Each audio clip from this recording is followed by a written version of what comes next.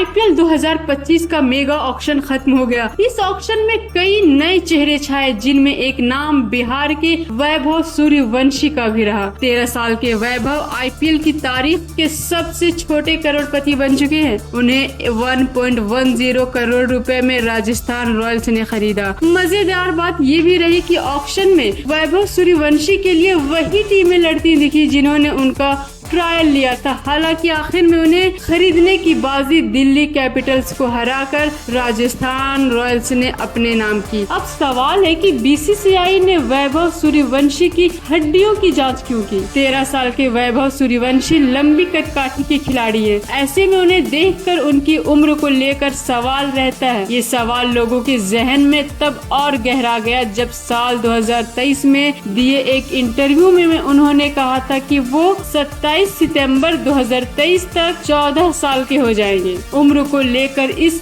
Confusion को मिटाने के लिए बीसीसीआई ने उनकी बोन टेस्टिंग यानी हड्डियों की जांच की। अपने उम्र के हिसाब से वैभव सूर्यवंशी अच्छी फ्रेंचाइजी से जुड़े हैं, जिसका जोर यंग प्लेयर को निखारने, उसे संवारने पर रहता है। संजू सैमसन, यशस्वी जायसवाल, रियान पराग राजस्थान के लिए ही आईपीएल खेलकर चमके। उम्मीद है आने वाले वक्त में उस कड़ी में एक नाम वैभव सूर्यवंशी का भी जुड़ता दिख सकता है।